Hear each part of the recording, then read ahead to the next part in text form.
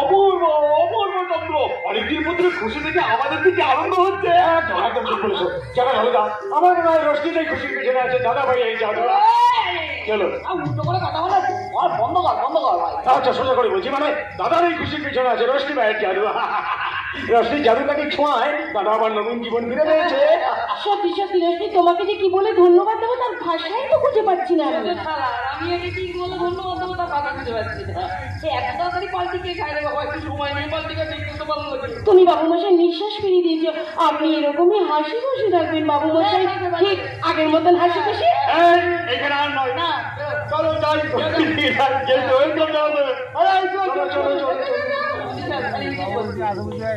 রশ্মি তুমিও সময় মতন চলে এসো, কিন্তু গুঞ্জনের জন্মদিনের পার্টিটা আজ কিন্তু তোমাকে ফাটিয়ে দিতে হবে।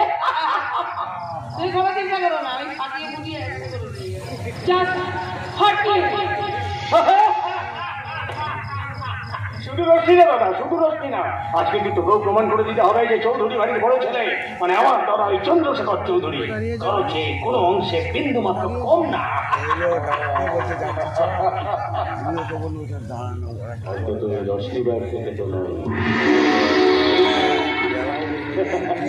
কথাটা মনে রেখিস কিন্তু দাদা, ভাবতে পারছি না আমার মতো একজন বিশ্বাসঘাতক বেঈমান মানুষকে তুই কোনোদিনও ক্ষমা করে দেবে, আমি তো স্বপ্নেও ভাবিনি। বন্ধ করুন তো, এটা আমাকে বন্ধ করুন, অনেক হয়েছে আর নিতে পারছি না, সব চলে গেছে। আর আমাকে করবেন না। শিউলি কাকে বলছেন নাকি? হ্যাঁ শিউলি কাকে বলবেন আমাকে? কোথায় দেখলেন আমার ভেতরে শিউলি বেঁধে নেই চন্দ্রশেখর চৌধুরী। 25 বছর আগে আপনি চন্দ্রশেখর চৌধুরী শিউলি নামের বোকা চোখা মেয়েটাকে একদম গলা টিপে দম বন্ধ করে মেরে রেখে দিয়ে এসেছেন। আমি রশ্মি ভাই কি ভাবলেন মশাই? হ্যাঁ তারপর করে আপনার বাড়ির লোক জেনে মিষ্টি মিষ্টি প্রেমের কথা বললাম, গলা চালিয়ে ধরলাম, গান গিয়ে দিলাম, ব্যাস সবকিছু সহজ হয়ে গেল। 25 বছর আগের মতো সহজ হয়ে গেল। এত সস্তা ভাবলেন কি করে আপনি আমাকে? হ্যাঁ এত সস্তা ভাবেন নাকি আপনি আমাকে? এত করে আপনি ভাবলেন কেমন করে যে বেঁচে থাকলে আমি এই জীবনে আপনাকে কোনোদিনও ক্ষমা করে দিতে পারবো? হ্যাঁ আপনি কি নিজেকে ক্ষমার যোগ্য বলে মনে করেন নাকি? মনে করেন নিজেকে ক্ষমার যোগ্য বলে? ক্ষমা করুন। আমি আপনার হাত ধরে আমাদের নোংরা জগৎটা ছেড়ে একটু সুস্থ সুন্দর জীবনে ফিরতে চেয়েছিলাম। আপনার চোখ দিয়ে স্বপ্ন দেখা শিখেছিলাম। আপনি তো শিখিয়েছিলেন স্বপ্ন দেখতে, বসে বসে লেখাপড়া শিখিয়েছিলেন, বলেছিলেন লেখাপড়া করো শিখবি। লেখাপড়া করলে কিন্তু মানুষের বিদ্যে বাড়ে, বুদ্ধি বাড়ে, জ্ঞান বাড়ে। ও বাড়িয়ে দিয়েছেন আপনি আমার বিদ্যে বুদ্ধি জ্ঞান। আমাদের নোংরা জগৎটা ছেড়ে আপনার হাত ধরে একটা সুস্থ জীবন চেয়েছিলাম চন্দ্রশেখর বাবু, একটু আলোর দিশা খুঁজে পেতে চাইছিলাম। যে আপনি কি করেছিলেন? দিতে পেরেছিলেন কোনো আলোর দিশা? বলুন না, পেরেছিলেন? সারা রাত্রি কালীঘাটের মন্দিরের চাঁদাটা ফেলে রাখতেন, চোখে জলে ভাসিয়ে দিয়ে বাপের পছন্দ করা পাত্রীকে আস্তে আস্তে গিয়ে মালা পরিয়ে দিয়ে সিঁদুর পরিয়ে দেয়, স্ত্রীর স্বীকৃতি দিয়ে। সেরকম মানুষ আপনি? হাত কাঁপেনি আপনার সিঁদুর পরানোর সময়? হ্যাঁ শিউলির মুখটা মনেই পড়লো না? আর মনে হলো না যে শিউলি এই খবরটা শুনলে কি করবে মেয়েটা? বাঁচবে তো? যেখানে ছেড়ে দিয়ে চলে এলাম সেখান থেকে বেঁচে ফিরতে পারবে তো?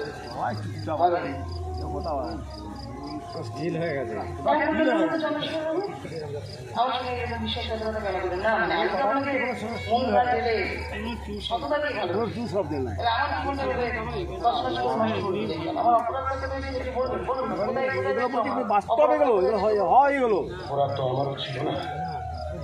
জোড়াদিঘির এক গরিবের মেয়েকে বিয়ে করতে আসছিল পাত্রকে সঙ্গে নিয়ে বরযাত্রী বোঝাই একটা বাস। রাস্তার পাশে দাঁড়িয়ে থাকা একটা পাথর বোঝাই ট্রাকে বাসে গিয়ে সজোরে ধাক্কা মারবে। ঘটনাস্থলে পাত্র সহ 10 জন বরযাত্রী মারা গেল। তখন ওই গরিবের মেয়েটিকে লগ্নভ্রষ্টা হওয়ার হাত থেকে উদ্ধার করার জন্য বাবা আমাকে ওই মেয়েটিকে বিয়ে করতে আদেশ করতে। আমি বাবাকে অনেকবার করে নিষেধ করেছিলাম, আমি অনুরোধ করেছিলাম, বলেছিলাম বাবা আমার পক্ষে বিয়ে করা সম্ভব না, কিন্তু বাবা তো আমার কোনো কথা শুনলেনই না। উপরন্তু বললেন আমার আদেশ অগ্রাহ্য করে তুমি যদি মেয়েটিকে বিয়ে না করো তাহলে তোমার সামনে, গ্রামবাসীর সামনে আমি মাথায় গুলি করে আত্মহত্যা করবো। এই রক্তের আভিজাত্যের অহংকার তার কাছে আমি সেদিন হার মানতে বাধ্য হয়েছিলাম। বাধ্য হয়ে বাবার আদেশে আমি সুনন্দার গলায় মালা পরিয়ে দিয়েছিলাম। কিন্তু তারপর তুমি নিজের প্রতি লজ্জা ঘেন্না আত্মগ্লানিতে আমি তোমার পাশে গিয়ে দাঁড়ানোর শক্তিটুকু পর্যন্ত হারিয়ে ফেলেছিলাম। একটা অপরাধ বোধ যখন থেকে আমাকে তাড়া করে বেরিয়ে আসছে, আজও তাড়া করে বেড়ায়। পুরোনো কথা বাদ দিন, ওসব কথা টেনে নিতে কোনো লাভ হবে না। ওটা আমার কপালে ছিল না, তাই হয়নি। আজ 1 বছর পরে আপনার মুখে এই যে সত্যিটা শুনলাম, এরকম একটা পরিস্থিতির মধ্যে পড়ে যখন আপনার বাবার কথা শুনে সেই অসহায় গরিবের মেয়েটাকে বিয়ে করে তাকে স্ত্রীর স্বীকৃতি দিয়েই দিয়েছিলেন, তাহলে বিয়ে করা বউটাকে মেরে দিলেন কেন? কি অপরাধ করেছিল সে? মেয়ের বাড়িতে কতদিন আছে? আরে বেশ কিছুদিন হয়ে গেল। এই বেশ কিছুদিনের মধ্যে আমি বেশ কিছুবার তোমাকে বলেছি যে আমি আমার স্ত্রী সুনন্দাকে খুন করিনি। হ্যাঁ, কি বলছেন আপনি? আপনি আপনার স্ত্রী সুনন্দাকে খুন করেননি? আবার বলতে হবে না, আমি আমার স্ত্রী সুনন্দাকে খুন করিনি। তাহলে কি বিনা অপরাধে এই শুধু শুধু 12 বছরের জেলের কানে টেনে বাড়িতে চন্দ্রশেখর বাবু? না না, বিনা অপরাধে কেন হবে? হ্যাঁ, বিনা অপরাধে কেন হবে? ধরে নাও না, তোমার প্রতি যে অবিচার, যে প্রতারণা, যে বিশ্বাসঘাতকতা করেছি, তারই খেসারত বাবু আমাকে 12 বছর জেল থাকতে হয়েছে। ও, তো তাহলে আপনার স্ত্রী সুনন্দাকে কে খুন করলো? খুঁজছি, তন্ন তন্ন করে খুঁজছি। আর যেদিন তাকে খুঁজে পাবো সেদিন যে আমি তাকে কিভাবে শাস্তি দেবো সেটা আমি নিজেই জানি না। ঠিক আছে চুপ করুন তো। সুনন্দার কথা শুরু করলে আমরা থাকতে যাই। সুনন্দা আপনার স্ত্রী সুনন্দা পুলিকে আপনি কিভাবে শাস্তি দেবেন না দেবেন সেটা আপনার একান্ত ব্যক্তিগত ব্যাপার। 24 ঘন্টার মধ্যে 48 বার আমার কানের কাছে শুনি, এটা আপনাকে প্রমাণ করতে হবে না যে আপনি আমার চেয়ে সুনন্দাকে একটু হলে বেশি ভালো। দেখো আমি তোমাকে আমি আপনার সঙ্গে প্রয়োজনে বাইরে একটা কথা বলতে চাই না। তাই হবে। আমার ইচ্ছে নেই। চন্দ্রশেখর চৌধুরী, আমাকে তোমার কথাগুলো মনে আছে তো? ওরা কিন্তু গাদ্দারি করবেন না। একবার আপনার গাদ্দারি মেনে নিয়েছি 25 বছর, এবার গাদ্দারি করলে একদম জানা শেষ করে দিই। 12টা বাজে সবাই আসবে। আমার সঙ্গে কিন্তু একদম বেমানি করবেন না। 25 বছর আগে এই কালীঘাটের মন্দিরের চাপালে যে বোকা শোকা শিউরিকে চোখের জলে ভাসিয়ে এলেন, আমি কিন্তু বোকা শোকা শিউরি এখন আনলে আমি বেঁচে যাচ্ছি একদম জীবনে 12টা বাজে। কথা বলেছি পরিষ্কার, এখানে কেউ নেই, তাদের বলে দিচ্ছি আমি কিন্তু সারাক্ষণ আপনার এই জোড়াদেবী চৌধুরী বাড়িতে আপনার এই পরিচারিকার কাছে থাকতে পারবো না। অনেক কাজ আছে, চলে যেতে পারবো। কতদিন থাকবো? খুব টেনে দিন 15 দিন 15 দিন থাকবো। এই 15 দিনের মধ্যে আপনার এই মাথা গোজের আশ্রয়টুকু ছেড়ে দিয়ে আপনার যাবতীয় বিষয় আশয়, টাকা পয়সা, গয়নাগাটি, বাড়ি গাড়ি সমস্ত কিছু আপনি আমার নামে লিখে দেবেন, উইল করে দেবেন। এখন অবশ্যই আমিও আপনাকে আমার দেওয়া কথা মতো আপনার এই চোরাদেবী চৌধুরী বাড়ি ছেড়ে চিরকালের মধ্যে চলে যাবো। আমি কোনোদিনও আমার এই পোড়া মুখটা আপনাকে দেখা দেয়। তার আগেই আমি যদি একটু দিনের মায়া কাটিয়ে সারা জীবনের মতো পরলোকে চলে যাই। কি হচ্ছে নাকি? এসব আলাপ করে কথা কে বলে? এসব কথা মানে কি? মানে জোড়াদিঘির মানুষকে আমি কথা দিয়েছি। কি কথা দিয়েছেন? জোড়াদিঘির বুকে স্কুল হবে, হাসপাতাল হবে, বাচ্চাদের স্কুল হবে, আর আমি কি করবো? ঘরে ঘরে পৌঁছে যাবে বিদ্যুতের আলো, পানীয় জল, যত কাঁচা রাস্তা আছে সব পাকা করা হবে। সে প্রতিদিন যে খরচ করতে হবে, তারপরে আর তোমাকে দেওয়ার মতো কোনো টাকাই তো আমার কাছে থাকবে না। আমার সেদিন বেঁচে থাকার কোনো প্রয়োজন থাকবে বলে আমি বোধ করি।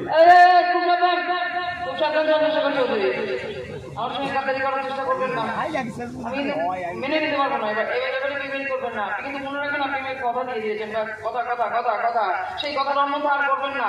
তাহলে কিন্তু অনর্থ হয়ে যাবে, ভয়ঙ্কর অনর্থ। আমার এই ঠান্ডা মাথাটা আমার বড় হয়ে উঠবে, আমার শিরায় শিরায় চলে উঠবে, দাও দাও করে আগুনের আসবে না। তাহলে এবার আপনি চন্দ্রশেখর চৌধুরী আছে, হরিদাস পালন, আপনি কিন্তু রেহাই পাবেন না। জ্বালিয়ে পুড়িয়ে শেষ করে দেবো, একদম মেরে দেবো।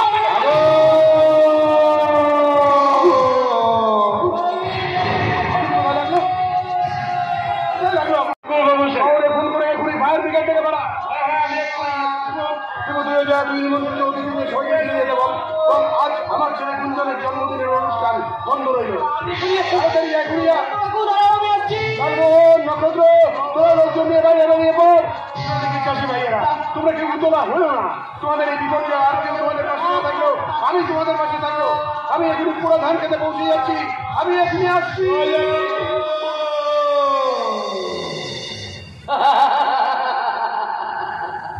সালা একেই বলে ভগবানের মার দুনিয়ার মার, একেই বলে ধর্মের কল বাতাসে নড়ে।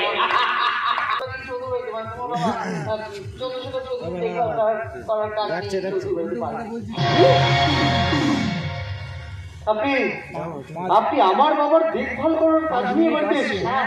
মানে তোমার বাবা চন্দ্রশেখর চৌধুরী ভালো না সেটা তো নিশ্চয়ই তোমার জানা আছে। জানা তো নাকি? ও কথা বলো না কেন? জানা তো। আর দেখা যায় তার মনের অবস্থা ভালো নেই, সেই কারণটাও নিশ্চয়ই তোমার অজানা নয়। তার কারণ কয়েক মাস আগেই বাবা জেল থেকে ছাড়া পেয়ে বাড়িতে ফিরে এসেছে। মানুষেরই মনের অবস্থা ভালো থাকতে পারে না। একেবারেই তাই। একদমই তাই, একদমই তাই। আর ভালো থাকা উচিত না। তারপরে আরো ভালো লাগে যদি বিনা অপরাধে বিনা দোষে তাকে 12 বছর ধরে জেলের গাড়ি টেনে দিচ্ছে।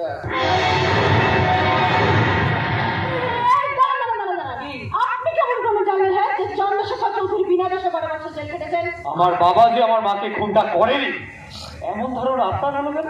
আমাকে বলতে যাবে ভাই, তোমার বাবা আমাকে গালাগাল দিয়ে বসে তার কথা ভাবতে বলবো। এ গ্রামের মানুষের আনন্দের কথা শোনা মনে হচ্ছিল। তাহলে তোমাদের এই জোড়াগুলি চৌধুরী বাড়ি বাবা এখানে কাজের লোকের সংখ্যা লোকের চেয়ে বেশি। তারা কাজ কামড়টা পাচ্ছি সারাদিন খালি ঘুষ ঘুষ ঘুষ ঘুষ করেই চলছে। এই কথা শুনে দিলে আমার মনে হয় তোমার টাকাটা শুনে দিলে তোমার বাড়িতে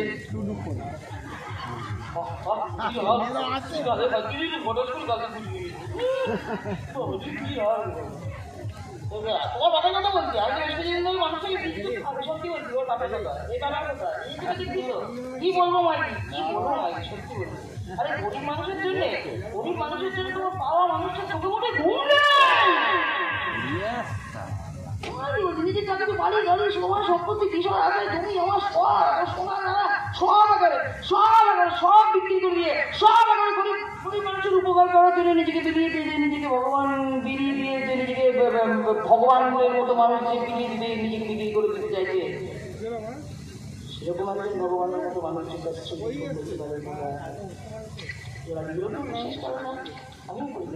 তাহলে মাকে খুন হতে হলো কেন?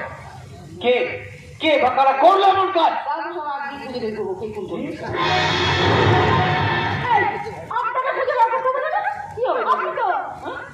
চন্দ্রশেখর বাবুর মন ভালো করার কাজ নিয়ে বাড়িতে এসেছেন তাই তো? কি হলো একটু তাই তো বলবেন তাই না? এবারেই তাই।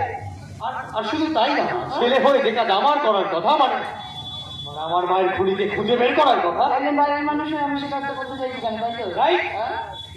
আচ্ছা যখন আপনার সাথে আমাদের কোনো পারিবারিক সম্পর্ক নেই তাহলে কেন আপনি এসবের মধ্যে মাথাটা ঘামাতে চাইছেন? কেন বলুন তো?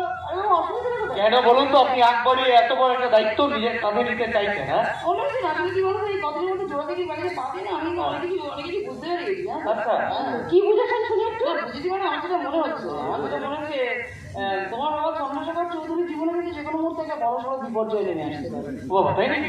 বাবা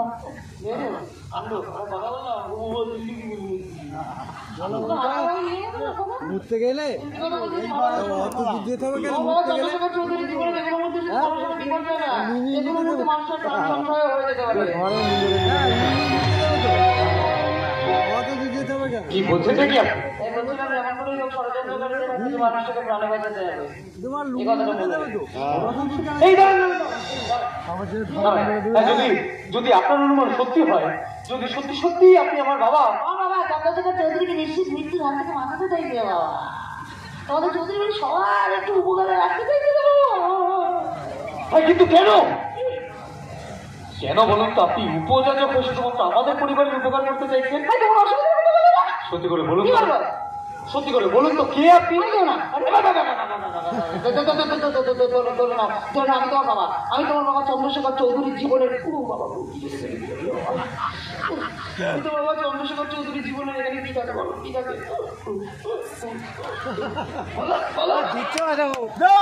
আমি তোমার বাবা চন্দ্রশেখর চৌধুরীর জীবনের অক্সিজেন।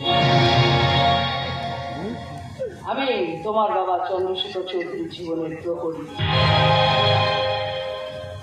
আমি তোমার বাবা চন্দ্রশেখর চৌধুরীর ভাঙা মন জোড়া লাগাবার কারিগর হয়ে চৌধুরী বাড়িতে পারবে। এখনো বোঝেনি মালটা। ভালো ভালো বাংলা বললাম তো, গোদা বাংলা। আমি তোমার বাবা চন্দ্রশেখর চৌধুরীর পাতি একটা কাজের লোক, বুঝেছো? কাজের লোক রশ্মি ভাই। রশ্মি ভাই? হ্যাঁ ভাই। ভাই মানে ভাইজি?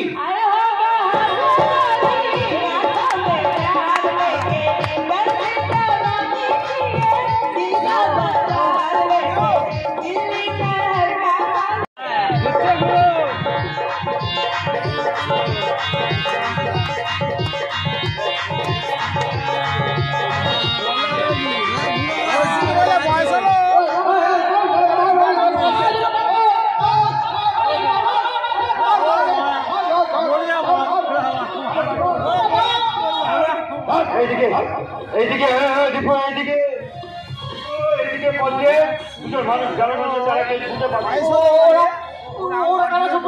তুমি তো চিনতে পেরেছো? আরে তেমনকে চিনতে পারবো দীপু, একটা রাত্রি অন্ধকার কিছুই ভালো লাগে তাকে ওই শতাব্দীর মুখে কালো কাপড় দিয়ে ঢাকা ছিল। তোর চালের মুখে করতে এই শতাব্দীর জেলে পড়ে ভিতর দিয়ে তোর মরণে পালিয়ে গেলাম নিজের চোখে দেখেছি। চলো করে আমরা ওই জেলে পড়ার দিকে দীপু যাই, চল যাই চল। আমি হরপ করে বলতে পারি ওই সরকার দুটো ঝাড় থেকে আগুন ধরে দিয়েছে। ঠিক বলেছো, চলো চল। এই জায়গাটা খালি ঝাড় পড়ে আছে। খালি পেটে যান তাহলে সরকার দুটো বেশি যেতে পারিনি। চল আমাদের ধরতেই হবে। জেলে পড়া মানুষ তোমরা ঘর থেকে বেরিয়েছো। জেলে পড়া মানুষ তোমরা বেরিয়েছো গো। পাড়া বেঁধে সরকার বেঁধেছে কালো কাপড়ে মুখ টাকা সরকার। কি হবে কি হবে জানো তো?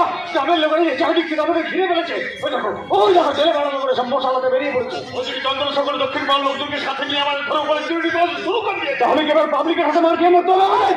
আমি কেন পাবলিকের হাতে মারতে মরবো না? সূত্র মরার হলে মরবি তুই। আমি হাঁটা মরবো কেন? দক্ষিণ পাড়ার ধান জমিতে পেট্রোল ঢেলে আগুন লাগানো বুদ্ধি ছিল তোর। আমার কেন কেন মাথা কাটিয়ে বুদ্ধিতে বের করেছিলাম সেটা তো বলছো না। বলেছিলাম শুধু মুখের কথায় ওই দক্ষিণ পাড়ার ভাগ চাষে উৎখাত করা যাবে না বলে চন্দ্রশেখর চৌধুরী রাতারাতি লোক লাগিয়ে ওই ধানের খেতে আগুন লাগিয়ে দিয়েছে। এই কথাটা আমরা গ্রামের মানুষের কাছে প্রচার করে দেবো। কারণ ওই জমিতে চন্দ্রশেখর কলেজ বানাবে, হাসপাতাল বানাবে। তাই ওই ধানি জমি রাতারাতি খালি করানোর জন্য এই জঘন্য কাজ করেছে চন্দ্রশেখর চৌধুরী। খুব খারাপ কথা দিয়েছিলাম। এতে করে গ্রামের মানুষের কাছে চন্দ্রশেখরের ভাবমূর্তিতে খালি পড়বে আর বাস আমাদের পথে কাঁটাও নির্মূল হয়ে যাবে। কিন্তু তাদের লাভটা কি? একটা কাঁটা নির্মূল করলে কি সব সমস্যার সমাধান হয়ে যাবে? আমার কিছু সমস্যা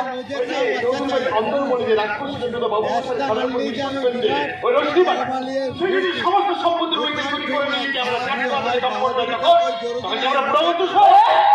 এসব কথা তুমি আমাকে বলছো কেন? ওই শাড়িকে বেনারস থেকে আমদানি করে এনে তুমি চৌধুরী বাড়িতে ঢুকিয়েছো।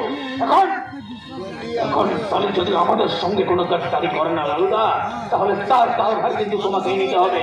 তাছাড়া সবকিছুর পেছনে ধুয়ো দেওয়ার জন্য একজন রয়েছে। কে ধুয়েছে তার কথা বুঝছিস না? কে আবার? ওই যে ওর সঙ্গে এসেছে ওর ভাইটা, ওই যে বেটে কালো পুরো বেড়ালের মতো দেখতে, গোপওয়ালা, ওই নাটা মালটা। সত্যি বলছি লালুদা, মালটার চোখের দিকে তাকালে না আমার বুকের রক্ত একেবারে হিম হয়ে যায়। মনে হয় একখণ্ড বরফ আমার মেরুদণ্ডের ভিতর থেকে উঠছে আর নামছে, নামছে আর উঠছে। এখন দুই ভাই বোন মিলে যদি আমাদের পেছনে হুড়কো দেয় তাহলে তার জন্য তুমি দায়ী থাকবে লালুদা। তুমি ঠিক আছে ঠিক আছে, ওসবটা পরে ভাবা যাবে। এখন চন্দ্রার গ্রামের মানুষের হাত থেকে কিভাবে বাঁচবি সেটা ভাব। বাঁচবে না, বাঁচবে না লালবাবু। তুমি আর ছোট বাবু তোমরা কেউ প্রাণী বাঁচবে না। পাপের শাস্তি তোমাদের পেতেই হবে। পাপের শাস্তি মানে? বল খেলা পাপের শাস্তি মানে কি পাপ করছে আমরা? ওই দক্ষিণ পাড়ার ধানের জমিতে আগুন ধরেছে তোমরা। আমরা যে দক্ষিণ পাড়ার ধানের জমিতে আগুন লেগেছে এটা কে দেখেছে? বল তোমার কে দেখেছে? কি হবে চন্দ্রশেখর প্রসঙ্গটা বল, কে বলেছে আমরা আগুন লেগেছে? কে দেখেছে বল? দক্ষিণ পাড়ার মানুষের বলছে আগুন ধরেছে তোমরা। তাছাড়া আমি আজ একটু আগে ওই জেলে পাড়া ঢোকার মুখে পাট ক্ষেতের ভিতর থেকে এই খালি পেট্রোল জারটা আমরা খুঁজে পেয়েছি। হ্যাঁ তারা মারবো টেনে আসছো। এই জার থেকে পেট্রোল ঢেলে আমরা এই যে ধানের খেতে আগুন লেগেছি তার কি প্রমাণ আছে? বল তার কি প্রমাণ আছে? তার ছোট বাবু তোমার হাত থেকে এখন পেট্রোলের গন্ধ উধাও হয়ে যাচ্ছে ছোট বাবু, তাই নাকি? হ্যাঁ ঠিক বলেছিস তো। বলে তো তার বেশিক্ষণ বাঁচিয়ে রাখা যাবে না।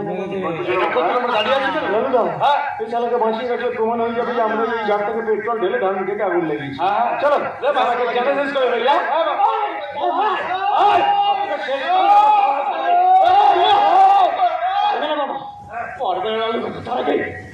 তার আগেই তোমাদের সব খেলা শেষ হয়ে যাবে। মানে মানে ওই দক্ষিণ পাড়ার লোকজনকে সঙ্গে নিয়ে বাবু বসে এসে গেছে। প্রাণে বাঁচতে চাও তাহলে এক্ষুনি পালিয়ে কেন পালিয়ে যাবো আমরা? কেন? কি করেছি আমরা? বল কি করেছি? রক্তের সম্পর্কের ভাই হয়ে আমার সঙ্গে বিশ্বাসঘাতকতা করেছিস দাদা। বন্ধুর মুখোশ করে আমার সঙ্গে বেইমানি করেছিস। কি বেইমানি করেছিস? দক্ষিণ পাড়ার ধারের কেটে আগুন ধরিয়ে দিয়েছিস তোরা। দক্ষিণ পাড়ার গরিব চাষিদের মুখের গ্রাস কেড়ে নিয়েছিস তোরা। আজ তার হিসেব তোদের মিটিয়ে দিলাম। এরা দুজন একটু আগে আমাকে খুন করতে চাইছিল বাবু মশাই। এদের খুন করে আমি তোরা দেখি বুকে ইতিহাস তৈরি করবো, নতুন ইতিহাস। না নয়, চৌধুরী বংশের নীল রক্তে তোর আগুন ধরিয়ে দিয়েছিস। আজ তোদের খুন করে আমি সেই রক্তের আগুন নিভিয়ে নেব রে, চিরকালের মতো। না বাবু মশাই না, এমন ভুল কাজ আপনি করবেন না। কিন্তু মা বাবু মশাই কোনো ভুল কাজ করছে না। কিন্তু এদের ভুল করলে বাবু মশাইকে আবার জেল কাটতে হবে। চিৎকার করে কোনো লাভ হবে না লালুদা, কারণ এই খেলায় আমরা কোনোদিন জিততে পারবো না। তাই এখন আমাদের বাবু মশাই কাছে আত্মসমর্পণ করা ছাড়া কোনো উপায় নেই। তুই অন্যায় করেছিস বলতে পারিস? কেন তোরা দক্ষিণ পাড়ার ধারের দিকে আগুন ধরিয়ে দিবি? কেন গরিব চাষিদের মুখে গ্রাস কেড়ে নিবি তোরা? বল কি অন্যায় করেছিস? অনেক বড় অন্যায় করেছিস তুই চন্দ্রশেখর চৌধুরী। অন্যায় করেছিস সেটাই তো জানতে চাইছি। আজ থেকে 25 বছর আগে রশ্মি ভাইয়ের সঙ্গে তোর অবৈধ সম্পর্ক ছিল, এটা তুই অস্বীকার করতে পারিস? ওই মেয়েটাকে বিয়ে করবেন বলে কথা দিয়ে আপনি সে কথা রাখেননি, অস্বীকার করতে পারেন না? 25 বছর আগে তোর সে প্রতারণার বদলা নিতে শিউলির উপর রশ্মি ভাই চৌধুরী বাড়িতে পা রেখেছে। লালমোহন নির্দয় শিউলিকে চৌধুরী বাড়ির ঠিকানা চিনিয়ে দিয়েছেন আপনি, লালমোহন কুন্ডু। তাই তাহলে চৌধুরী কেমন করে? সহজ তো তোমরাই করে দিয়েছে ছোট বৌদি। কারণ খাল কেটে ঘরে কুমিরকে কেটেছো তোমরা। ওই রশ্মি ভাইকে ডেকে এনে বাবু মশাই সাদা চরিত্রে কালি মাখিয়ে দিতে চাও তোমরা। বাবু মশাই সর্বনাশ করতে চাই, সর্বনাশ। চলে এসো সত্য ভাবে। ওই দক্ষিণ পাড়ার লোকজনকে সঙ্গে নিয়ে বাবু মশাইয়ের জন্য আমরা বাইরে অপেক্ষা করি। চলে এসো। এটা নিয়ে গিয়ে আলমারিতে যত্ন করে রেখে দিবি, মনে রাখবি এটা কিন্তু নোট করা আছে। ঠিক আছে বাবু সাহেব, আর আপনিও চলে আসুন। না ক্ষমা করবো না। 25 বছর পর শিউলিকে এবারকে দেখে এনে তোরা আমার স্বচ্ছ ভাবমূর্তিতে কালি ছিটিয়ে দিতে চাস। ওই শিউলিকে দিয়ে তোরা আমাকে পথের বিক্রি করে দিতে চাস। দক্ষিণ পাড়ার চাষের জমিতে আগুন ধরিয়ে দিয়ে গরিব চাষিদের মুখের গ্রাস কেড়ে নিবি তোরা। চন্দ্রশেখর চৌধুরী গুঞ্জন যখন জানতে পারবে আজ থেকে 25 বছর আগে আমি শিউলির সঙ্গে একটা সম্পর্কে জড়িয়ে পড়েছিলাম, তখন জানতে পারবে সেই সম্পর্কের সূত্র ধরেই শিউলি 25 বছর পর এই চৌধুরী বাড়িতে পা রেখেছে। তখন জানতে পারবে আমাকে ব্ল্যাকমেল করে শিউলির পথের ভিকিরি করে দিতে চায়। তখন না বলে দেবো, আমি গুঞ্জনকে সব কথা বলে দেবো। হ্যাঁ রে গুঞ্জন, হ্যাঁ আজ থেকে 25 বছর আগে আমি শিউলির সঙ্গে একটা সম্পর্কে জড়িয়ে পড়েছিলাম। আমি শিউলিকে বিয়ে করবো বলে প্রতিশ্রুতিও দিয়েছিলাম। নীল রক্তের আভিজাত্যের অহংকারের কাছে সেদিন আমি হার মানতে বাধ্য হয়ে আমি সুনন্দার গালের মালা পরিয়ে দিয়েছিলাম। কিন্তু বিশ্বাস কর গুঞ্জন, শিউলি আমার জীবন থেকে চলে যাওয়ার পর, তোর মাকে বিয়ে করার পর আমার জীবনে অন্য কোনো নারীর অবস্থান ঘটেনি। আমি তোর মাকে কোনোদিনের জন্য অবহেলা করিনি রে গুঞ্জন। ঠিক একই রকম ভাবে ইচ্ছে করে আমি শিউলিকে ঠকাতেও চাইনি। যতই মৃত্যুর হাসি আসুক, তবু আমি একটাই কথা বলবো, আমি কোনো চরিত্রহীন পুরুষ। ভাগ্যের পরিহাসে আজ আমি এক কলঙ্কিত নায়ক। তোমার কাছে শুধু আমার একটাই প্রশ্ন, কেন তোমার জীবনটা এরকম মরুভূমির মতো রুক্ষ করে দিই? তুমি কি অপরাধ আমি করেছি বলতে পারো? কেন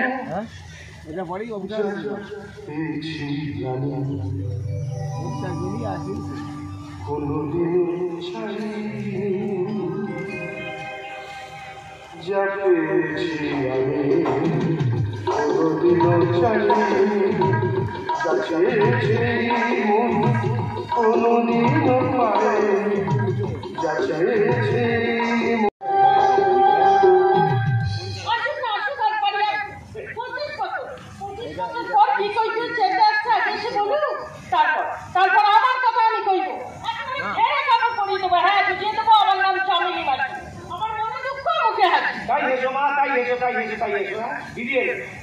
দিদি এলে তার সামনে হাসি মুখেই থেকো। মনে রাখো 25 বছর বাদে এই প্রথম সেই বাড়িতে আসছে, তোমার মুখ ঝাপটা শুনতে না। কেন আসছে? কিসের মতো বড় শুনছি আমি কয়েকটা দিন ধরে মায়াপুর মন্দিরে কাটিয়ে আসতে চললাম। মানে দাদা দিদি প্রথম 25 বছর বাদে বাড়িতে আছে, তোমাদের সঙ্গে দেখা করতে তুমি সেই জন্যই তো কিনে বলতে চাইছি। মায়ের ভাগ্য দিকে আমার একদম ভালো লেগেছে না, কারণ কোমর বেঁধে তৈরি হয়ে আছে, শিউলি বাড়িতে পাঠিয়ে আমি ঝগড়া শুরু করে দেবো। একদম বাজে কথা বলবে না নবীন বাবু। সেই জন্য তো আমি কিনে বলতে চাইছি, সবাই ঝামেলার মধ্যে আমি নেই। নিশ্চয়ই ঝগড়া করবো। ওই মেয়ে আমাকে বেইমান বলেছে। সুমনকে সত্যি কথা বলে দিয়েছি বলে আমাকে অভিশাপ দিয়েছে। বলেছে আমি যেন মুখে রক্ত উঠে পড়ি। আরে ভাই গো, এও আমার কপালে লেখা ছিল। আমি বুঝতে পারিনি জানি মাসি। জানি তোমার মনে দুঃখ মুখে হাসি। তাই হাসি হাসি মুখে 80 টাকা ছাড়া তো চম্পট আলে জানো মা, 80 টাকা নিয়ে কি করবি? পাশে কিনবো নতুন দাস পাশি।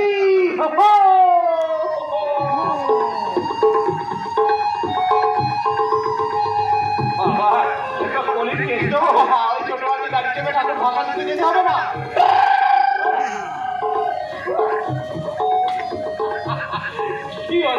কি হলো চম্পটালি? টাকাটা দাও। না চম্পটালি না, আমি জানি 80 টাকা না।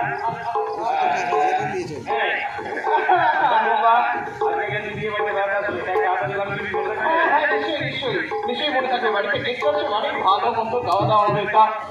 দিদি খাওয়া দাওয়া হবে না বন্ধু? কি খাওয়া দাওয়া হবে না? দুই যাবো তাই হবে।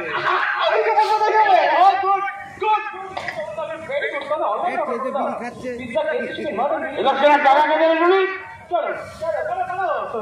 আমার এই দাদা দেবে, এই কারণে আমি ঠিক বুঝে গেছি আমার এই দাদার পকেটে ফল আছে। দাদার মনে এত বড় আমি দেখতে সারাদিন যদি পেছনে আগুন দিয়ে চান, তুই কোনোদিন একটা সিগারেট খেতে দিবি? এইটা অভিনয় ছিল।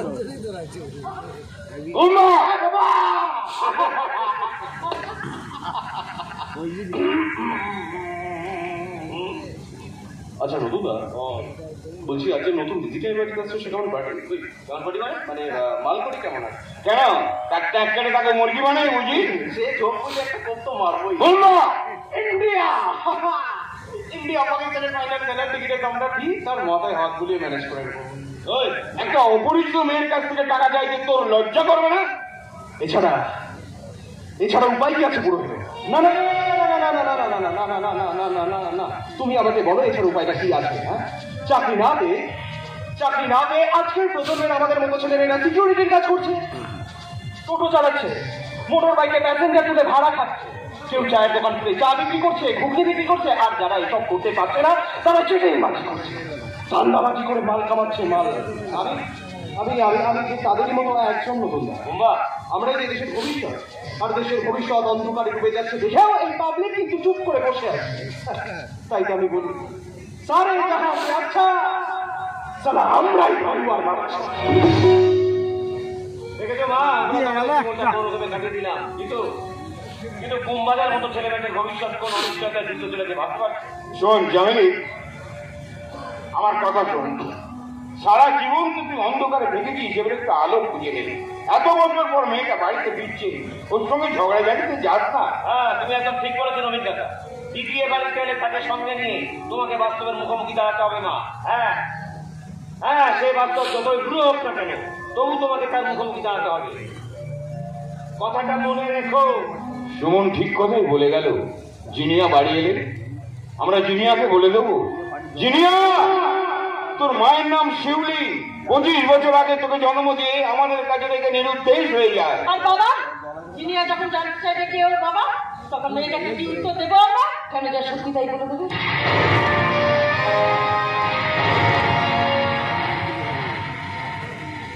বলে দেবে প্রতিটা মল্লিক স্বামী দিবসের মতো ওর মাস ছিল সমাজের চোখে একজন নষ্ট চরিত্র মেয়ে ছিল,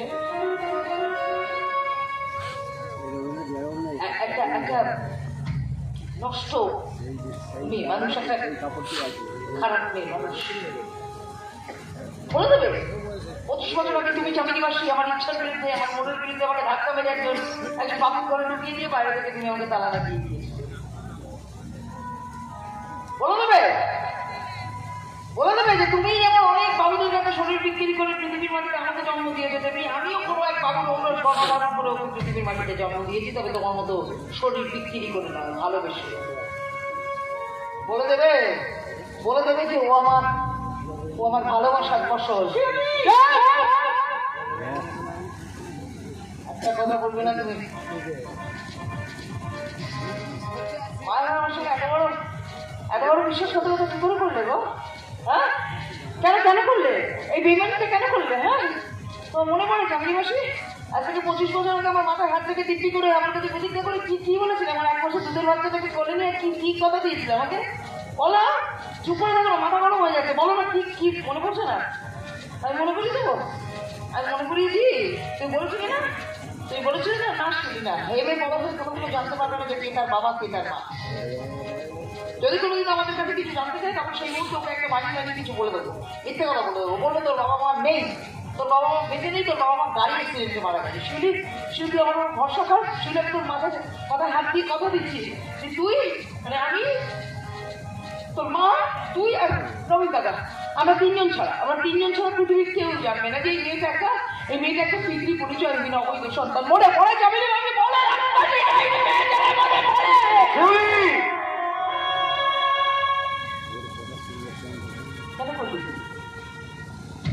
কেন বললো মা তুমি আমার এত বড় সর্বনাশ?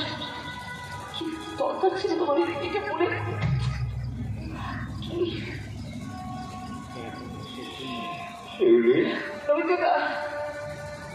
রবীন্দ্রদা আমার 1 মাসের দুধের বাচ্চা ছিল তো সে? হ্যাঁ, আমার 1 মাসের দুধের বাচ্চাটাকে আমি তোমাদের পরিবারকে ফেলে দিয়ে আজ থেকে 25 বছর আগে তোমাদের সবার চোখের আড়ালে চলে গিয়েছিলাম তো। কেন গিয়েছিলাম বলো তো? কারণ আমি চেয়েছিলাম যে আমার মেয়েটা লেখাপড়া শিখে মানুষের মতো মানুষ হোক, আমার মতো ওর জীবনে যেন কালো অন্ধকারে ডুবে না যায়। আমাকে যেন কোনোদিন চাকরি মাসির মতো ওর দরকার গিয়ে ও কোনোদিনও জানতে চাইবে না যে কি ওর বাবা কি ওর মা, জানবে না যে ওর মা ওকে অবৈধভাবে পৃথিবীর মাটিতে জন্ম দিয়েছে। মা হয়ে আমি এতটা সত্যত্যাগ করে দিলাম রবীন্দ্রদা, এতটা সত্যত্যাগ করে দিলাম। সন্তানের সমস্ত অস্তিত্বকে নিজের মন থেকে মুছে দেবো বলে নিষ্ঠুরের মতো আমি ওকে ভুলে রাখতে চেয়েছি। নবীন কাকা আমার বুক ফেটেছে গো, ওর বুক ফেটেছে।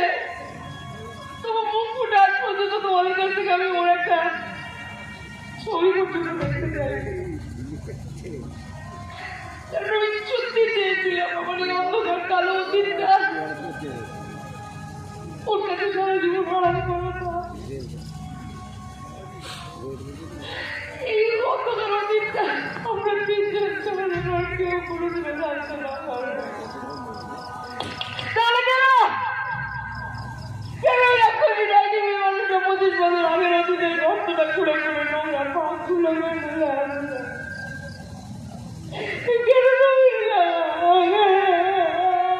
তুই শান্ত মা, তুই শান্ত।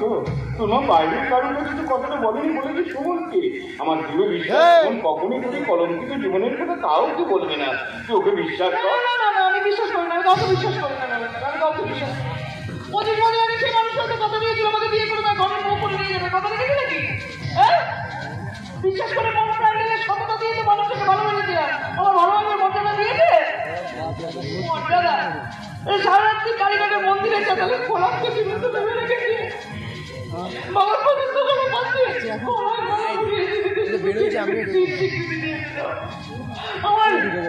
আমার ভালোবাসার কি মর্যাদা দিয়েছিল মানুষের? বলো তো কি মর্যাদা দিয়েছিল? কি রকমের বাবার বাবা শান্ত করে আছে? শান্ত টাকা দেয় নাকি? সেই বেইমান মানুষের মতো সময় যে কোনোদিন আমার গাদ্দারি করবে না তার কি গ্যারেন্টি আছে বলো তো? ও যে কোনোদিন ওর বন্ধু বান্ধব থেকে গল্পের চালা বলে দেবে না, জানিস তো? আমার দিদি জীবনে কিন্তু বলবে না, আমি তো আমার বর্তমানে আমার ছুটি করেছি তোমাকে সঙ্গে নিয়ে আজ থেকে 25 বছর থেকে এই মহিলা যেদিনকে ওই প্রতিদিন মল্লিক বাসাটা ছিল কালের মতো ছেড়ে দিয়ে তোমার হাত ধরে তোমাদের শান্তিপুরের বাসায় এসে উঠলো। তারপর থেকে আমি এসেছিলাম একদিনও আমি আসিনি, নিজে আসিনি, কিন্তু লোক পাঠিয়ে দিয়েছি তো। লোক পাঠিয়ে এদের 500 টাকা মেয়ের লেখাপড়ার কথা সবটা আমি কেটে দিয়েছি, আজও কেটে যাচ্ছি। ওই আমার কর্তব্য তো আমি কোনো ছুটি করিনি প্রবীণ দাদা। কি দাম দিলে বিশ্বাস কথা বেইমান বললাম বাবা? শুধু টাকা খরচা করলে সব কর্তব্য শেষ হয়ে যায় না রে। শেখাতে নাকি আমাকে? না, যায় না। দায়িত্ব বলে একটা কর্তব্য আছে, সে কাজটা আমরা করেছি। বাবা মায়ের মতো তোর মেয়েকে মানুষ করেছি, তোর অভাব কোনোদিন বুঝতে পেরে তো কি হয়েছে, দয়া করেছো নাকি? তার কিছু টাকা নেবে? একটা কথা বলবি না, বলবে না, ভয় দেখাচ্ছে। আজকে লেখাপড়া শিখো, আলোচি করছে, আর তুই এত বছর পর বাড়িতে ফিরে এসে তাকে দেখতে চাইবি? ঘুমাই কিন্তু কষ্ট লাগে কি জানো, না পারি বলতে, না পারি প্রাণ খুলে কাঁদতে। সারাটা জীবন চলে গেল, কারোর কাছ থেকে একটু সম্মানও পেলাম না, কোনো দামও পেলাম না। চুপ কর শিলিপি, চুপ কর। কেন বুঝতে যাও না বাবা? আমি একটা বেহারিস লাশের মতো পথের পরে পড়ে আছি, একটা বেহারিস লাশ হয়ে পড়ে আছি। তুই শান্ত, আমার তুই শান্ত।